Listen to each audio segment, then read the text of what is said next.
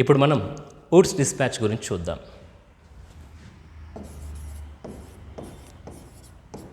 Woods dispatch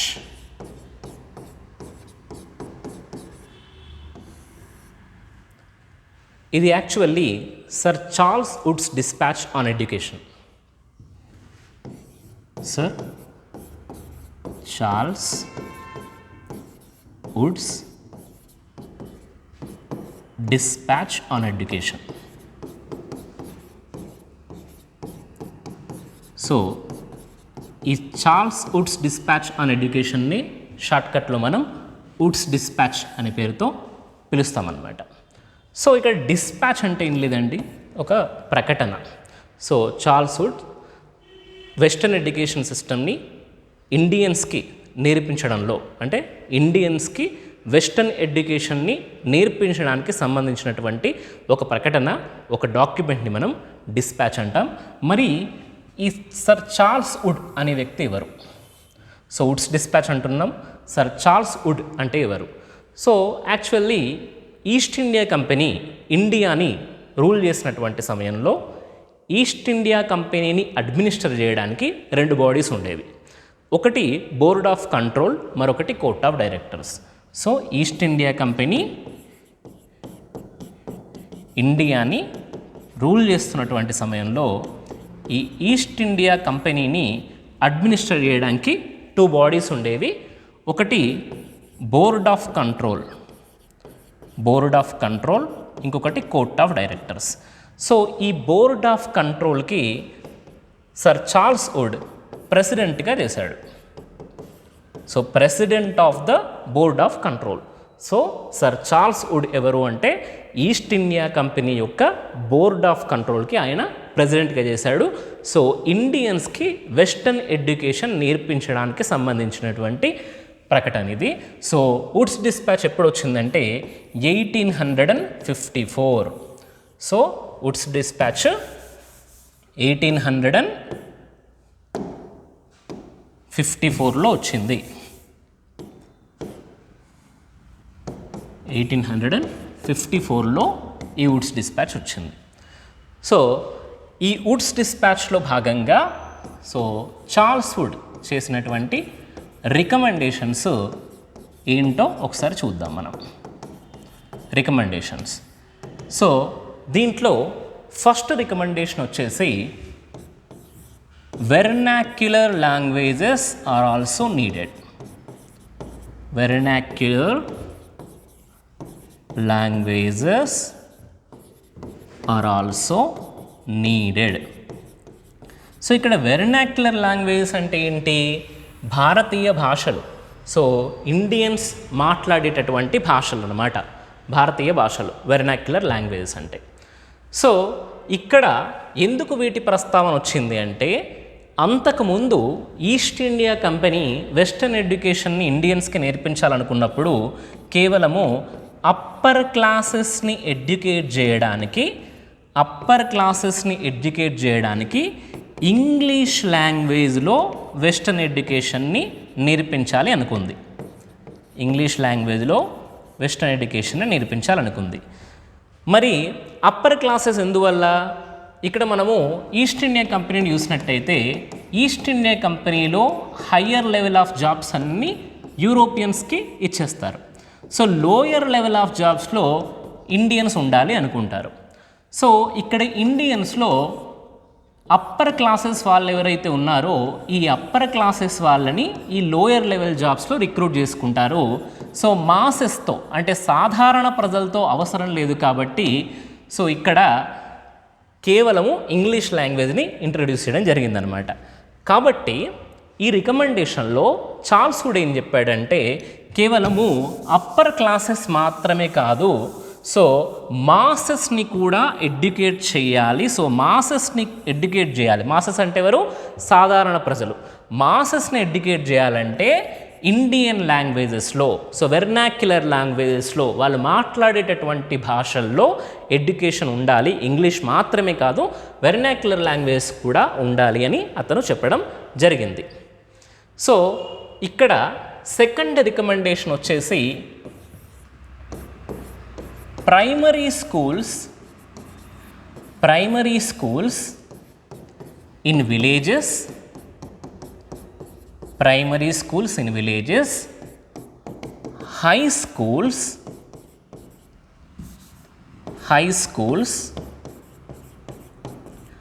and affiliated colleges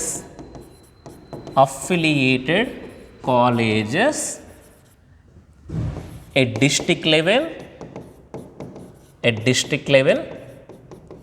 in cities. అంటే ఒక district తీసుకున్నట్టయితే సో విలేజెస్లో ప్రైమరీ స్కూల్స్ పెట్టాలి. అలాగే ఆ డిస్ట్రిక్ట్ హెడ్ క్వార్టర్గా ఉన్నటువంటి సిటీలో హై స్కూల్స్ ఉండాలి, అలాగే అఫిలియేటెడ్ కాలేజెస్ ఉండాలి అన్నాడు. సో అఫిలియేటెడ్ కాలేజెస్ అంటే ఏంటి? ఇక్కడ యూనివర్సిటీస్కి అఫిలియేట్ అయి ఉన్నటువంటి కాలేజెస్, విశ్వవిద్యాలయాలకి అనుబంధంగా ఉన్నటువంటి కళాశాలలు.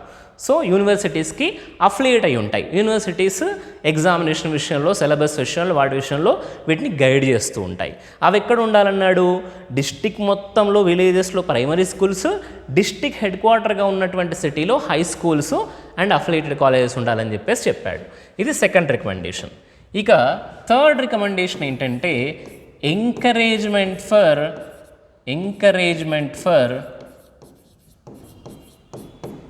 Voluntary associations. సో ఏ విషయంలో ఎంకరేజ్మెంట్? సో ఎడ్యుకేషన్ ఇన్స్టిట్యూట్స్ అన్నీ గవర్నమెంట్ మాత్రమే పెట్టడం కాకుండా వాలంటరీ అసోసియేషన్స్, ఎడ్యుకేషన్ ఇన్స్టిట్యూషన్స్ పెట్టడానికి వాటిని ఎంకరేజ్ చేయాలి. అండ్ గవర్నమెంట్ ఇలా ఎడ్యుకేషన్ ఇన్స్టిట్యూట్స్ పెడుతున్నటువంటి వాలంటరీ అసోసియేషన్స్కి ఫినాన్షియల్ అసిస్టెన్స్ ఇవ్వాలని కూడా చార్ల్స్ వుడ్ చెప్పడం జరిగింది. సో ఇలా వాలంటరీ అసోసియేషన్స్ని ఎడ్యుకేషన్ ఇన్స్టిట్యూట్స్ పెట్టడానికి ఎంకరేజ్ చేయడంతో పాటుగా గవర్నమెంట్ అలాంటి వాలంటరీ అసోసియేషన్స్కి ఫినాన్షియల్ అసిస్టెన్స్ ఇవ్వాలని కూడా చార్ల్స్ వుడ్ చెప్పాడు. ఇది థర్డ్ రికమెండేషన్. అలాగే ఫోర్త్ రికమెండేషన్ ఏంటంటే education department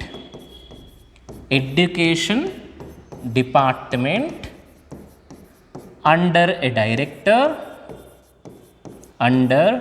director in each province.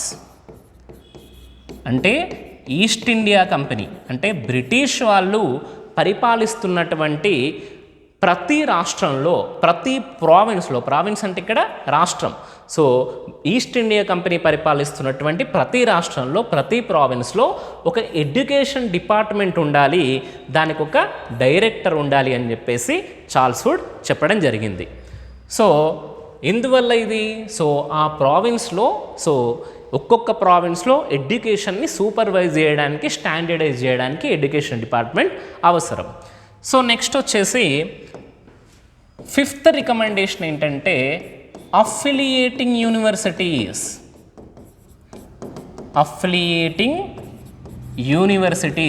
ఇందాక మనం కాలేజ్ గురించి చూసాం కదా, అఫిలియేటెడ్ కాలేజెస్ అన్నాం కదా. ఆ కాలేజ్ దేనికి అఫిలియేట్ అయి ఉంటాయి? అఫిలియేటింగ్ యూనివర్సిటీస్కి అఫిలియేట్ అయి ఉంటాయి. So affiliating universities at Calcutta,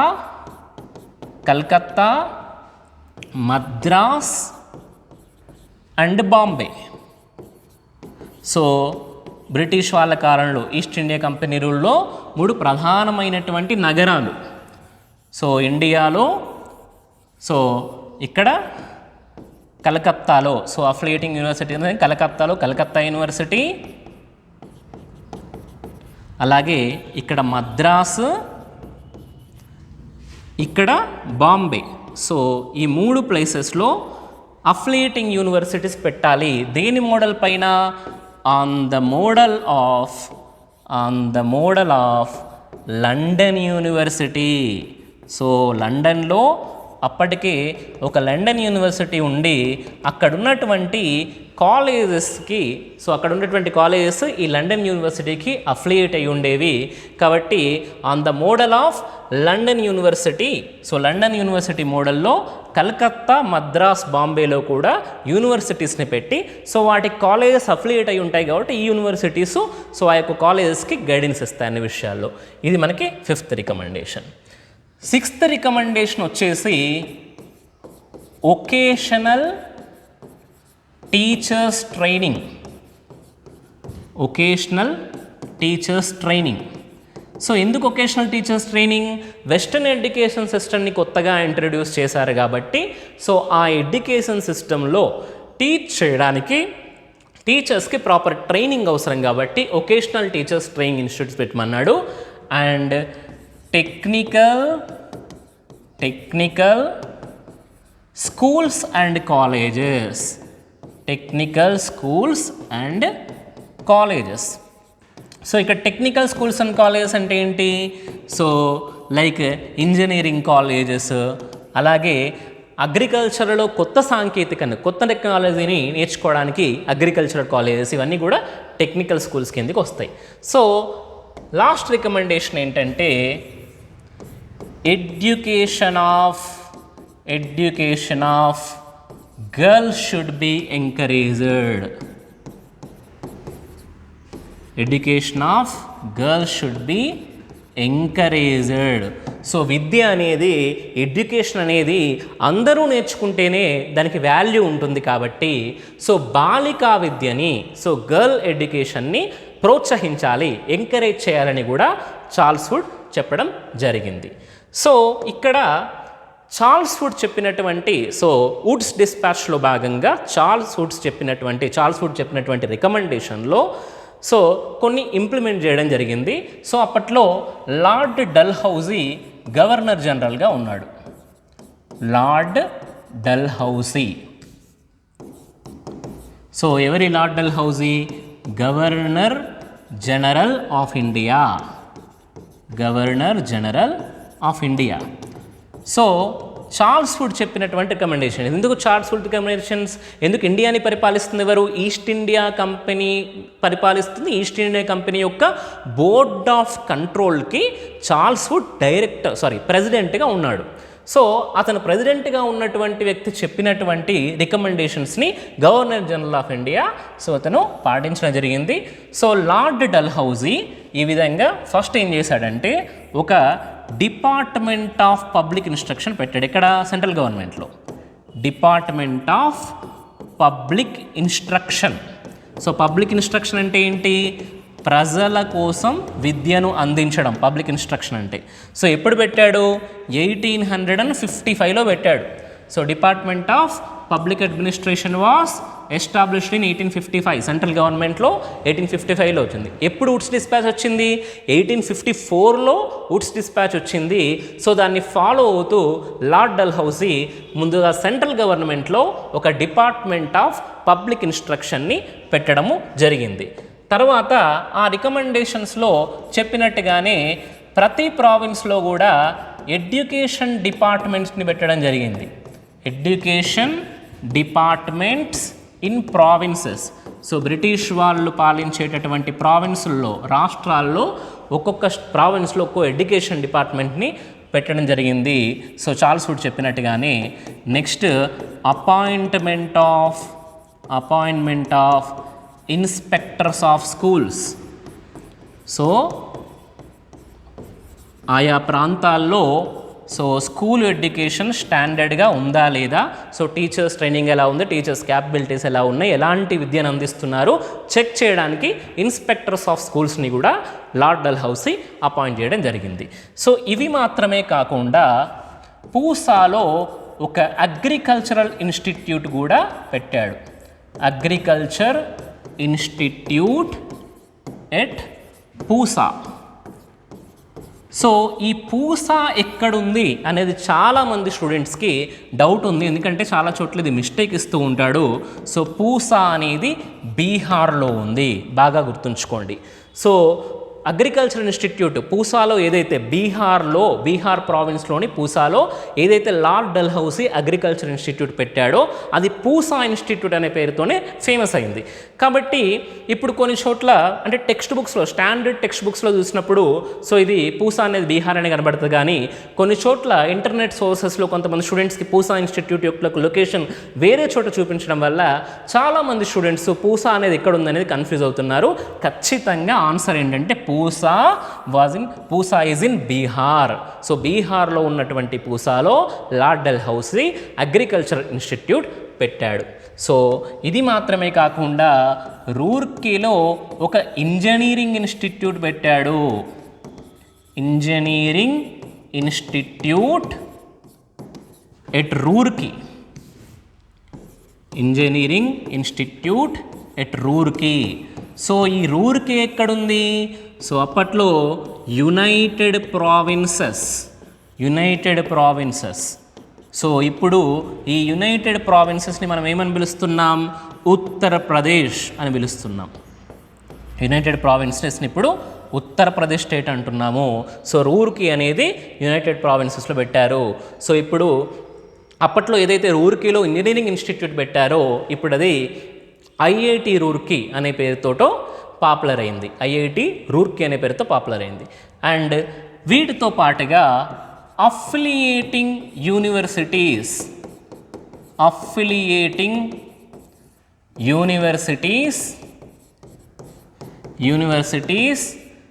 at Calcutta,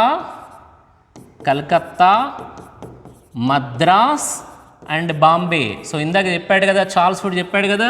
so Charles would రికమెండేషన్స్లో ఏదైతే 3 యూనివర్సిటీస్ ఉండాలన్నాయో అతను చెప్పినట్టుగానే లార్డ్ డల్హౌసీ వీటిని పెట్టడం జరిగింది.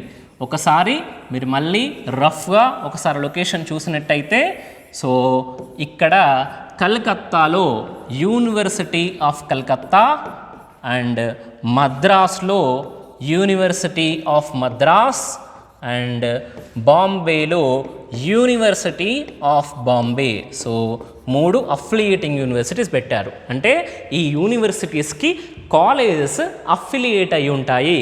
సో ఆ కాలేజెస్కి ఎగ్జామినేషన్ సిలబస్ విషయంలో ఇవి గైడెన్స్ ఇస్తూ ఉంటాయి.